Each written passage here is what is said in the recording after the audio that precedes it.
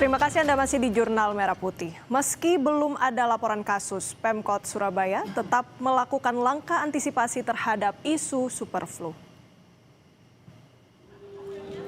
Pemerintah Kota Surabaya hingga kini belum menemukan laporan kasus superflu di Kota Pahlawan. Meski begitu, Pemkot Surabaya menerapkan prosedur screening kesehatan bagi pelaku perjalanan dari luar negeri. Pemeriksaan meliputi pengecekan suhu tubuh, kondisi kesehatan sebagai langkah deteksi dini terhadap potensi penyakit menular. Pemkot Surabaya menyiagakan seluruh puskesmas dan memperkuat koordinasi dengan rumah sakit. Jadi kita siapkan yang di puskesmas, kita juga koordinasi antar rumah sakit untuk menyampaikan jikalau dalam pemeriksaan itu ada hal yang seperti itu segera dilaporkan dan kita lakukan untuk pemeriksaan lebih lanjut. Di Pangkal Pinang, Bangka Belitung, saat ini belum ditemukan adanya warga yang terjangkit virus superflu. Meski demikian, sebagai langkah antisipasi, Dinas Kesehatan Pangkal Pinang telah menyebarkan surat edaran ke seluruh fasilitas pelayanan kesehatan yang berisi imbauan untuk meningkatkan kewaspadaan dini, khususnya melalui penguatan kinerja surveillance penyakit.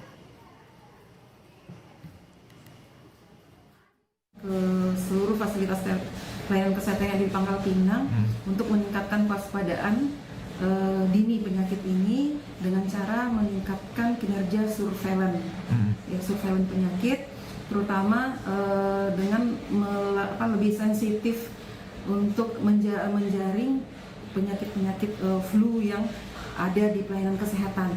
Cuma kendala kita, masyarakat kita ini kan biasanya kalau flu itu dia cari pengobatan sendiri ya, ditangani sendiri. Iya, betul. Nah, harapannya ke masyarakat supaya kita lebih bisa terdeteksi lebih awal. Kalau memang dalam waktu 3 hari atau 5 hari keluhan flu-nya, influenzanya tidak berkurang, segera datang ke pelayanan kesehatan.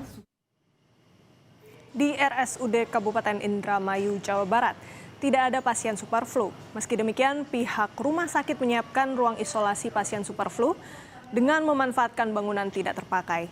Tim medis khusus menangani pasien superflu juga disiapkan, mengantisipasi jika ditemukan pasien superflu.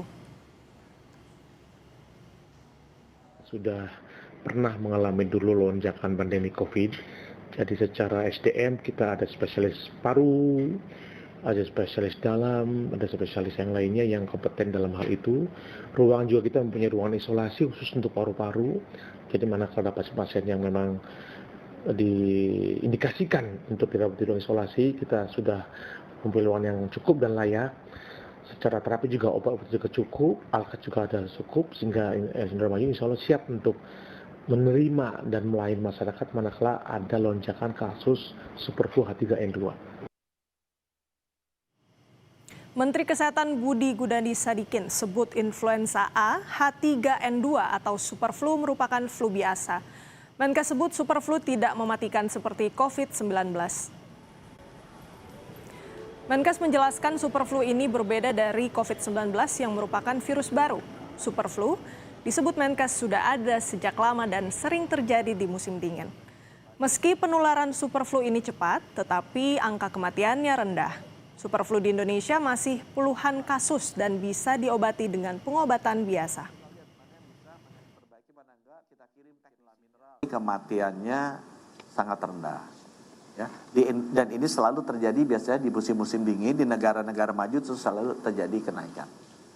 Di Indonesia sendiri kita juga udah identifikasi ordernya masih, yang saya lihat laporan terakhir masih puluhan, ya, dan nggak parah sih, artinya bisa dengan pengobatan biasa tetap sembuh. Nah, buat pesan saya ke masyarakat, nomor 1, kita harus hati-hati dan sadar ada ini, tapi nggak usah panik. Karena ini sama seperti flu biasa, bukan seperti COVID yang dulu-dulu yang varian Delta mematikan. Hingga akhir Desember 2025, Kemenkes mencatat 62 kasus superflu yang tersebar di 8 provinsi. Jumlah ini disebut kian menurun dalam 2 bulan terakhir. Menurut Kemenkes, angka penularan tertinggi berada di Jawa Timur, Kalimantan Selatan, dan Jawa Barat dengan mayoritas kasus terjadi pada perempuan. Total ada 62 kasus di 8 provinsi. Terbanyaknya ada di Jawa Timur, Kalimantan Selatan, dan juga Jawa Barat. Dan terbanyak ada pada perempuan, yaitu sebanyak 64%, di usia 1 sampai 10 tahun 35%. Poin yang dapat kami berikan adalah pertama, perkuat imunisasi tubuh dengan perilaku hidup bersih dan sehat, cuci tangan, istirahat cukup, dan juga makan bergizi.